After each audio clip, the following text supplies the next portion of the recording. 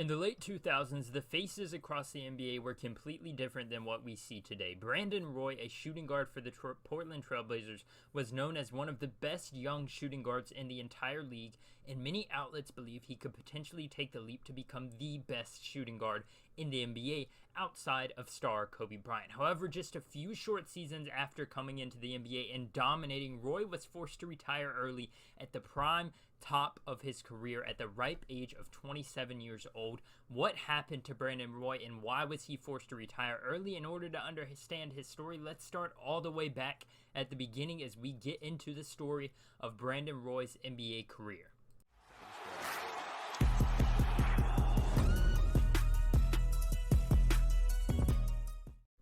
As expected, growing up in Seattle, Washington, Roy attended Garfield High School, where he struggled to keep his grades up, but basketball provided him an outlet. Roy was ranked as the number 6 shooting guard in his class and 36th best overall player in the nation in the 2002 NCAA official recruiting class. Roy would eventually get his grades up enough and score a high enough score on the SAT to meet the requirements needed to enroll into a 4-year college, which in turn he made the short trip to the University of Washington, just a few hours away from Seattle, playing under head coach Lorenzo Romar, where he would spend his next 4 years. According to sources, Roy intended to enter the draft after his junior year, but with the departure of extremely important teammates Nate Robinson and Martell Webster, Roy returned to UW, hoping to be the top player on the team and the offensive focal point. This time it turned out to be an amazing idea for Roy, as in his senior year alone, he averaged 20 points per game, helping UW reach the Sweet 16 on an impressive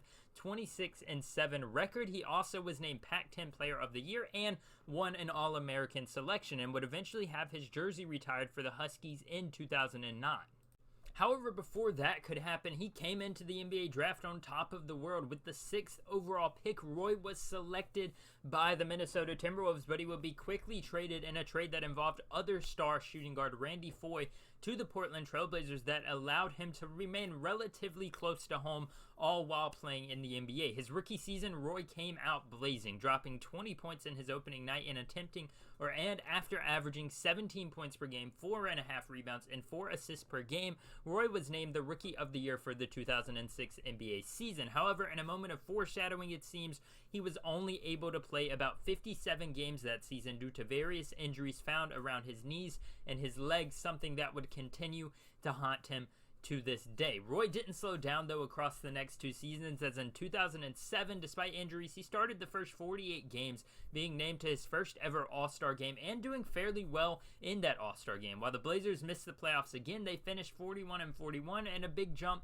over the previous 32-51 record just a year before. Furthermore, in the 2008 season, it looked like him and co-star LaMarcus Aldridge were finally starting to find their groove. Roy was able to begin the season healthy despite a last-second knee procedure. In an epic fashion, he would receive his first ever All-NBA nod that year, being named second team and also 9th total in the MVP voting for that season. Unfortunately, the Blazers lost quickly to Houston in the first round, but Roy moved swiftly, signing a 4-year max contract with the Trailblazers, keeping him home until about 2013. Some minor injuries did cause Roy to miss time in that season and in the next 2009 season, but for total in 2009-2010, he played 65 games the whole year, received another All-NBA spot for the 2nd straight year and his 3rd straight All-Star appearance, and helped the Blazers make the playoffs for the 2nd straight season. But most notably, when the playoffs came around, Roy injured his knee on April 11th, 2010, causing a bone bruise,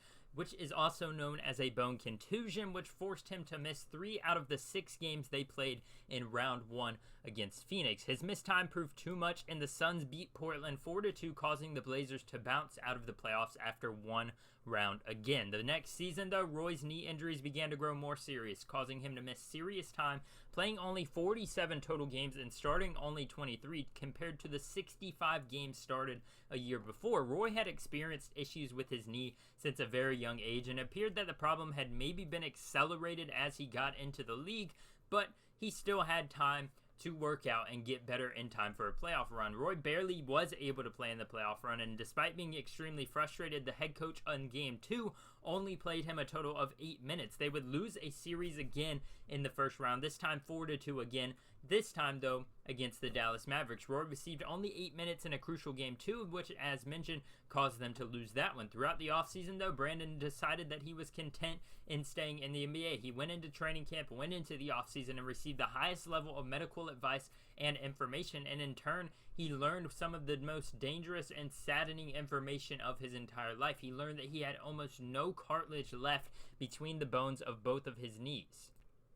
This is what had been causing him so much pain across his entire career. From high school to college to the NBA, Roy had barely been able to play because his knees were so degenerated. And this is why he had to retire from the NBA at just 27 years old. His knees were so bad that he was not able to even play another season. After a year away from basketball, Roy did attempt an NBA comeback in 2012. He came out and said that he had had a knee surgery, which star Kobe Bryant had on his knees to help him recover and have stronger knees for the season. But this stint lasted only a preseason matchup and 5 regular season games with Minnesota before an injury caused Roy to have a season-ending surgery on his knee. This essentially ended his career for good, even though it was pretty much already over, and he has never tried to come back to the NBA since then, leaving him as one of the biggest what-ifs in NBA history. And Roy has always been one of my favorites. I remember playing with him on 2K11, 2K12, and he was so dominant, had so much potential to be one of the best shooting guards in the NBA and possibly one of the best shooting guards in NBA history with how far his career got in just a few short seasons. But it seems that he is content now in living in Seattle and giving back to his community, as he has now coached at a few local high schools around the region, even helping one of the schools get to 26-0, winning the state championship around 2015. Something he has been doing since 2016, though, is being the head coach. For his career, he finished with 19 points per game, 4 rebounds per game, and about 5 assists while going down as a legend, even though he was only able to play 6 NBA seasons. In discussions where people talk about the biggest what if about injuries, Brandon Roy is always one of the first names to pop up in that discussion.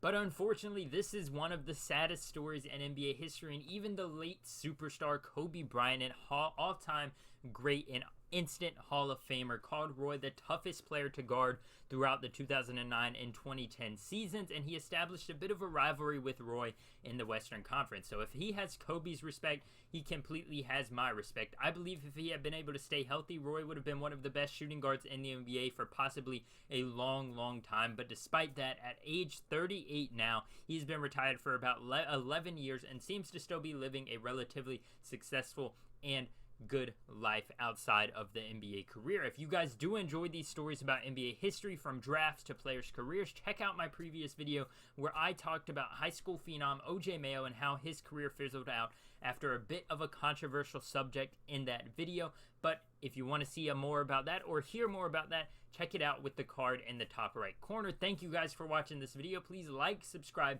and turn post notifications on to never miss a video on my channel. Thank you so much, and I'll talk to you guys next time.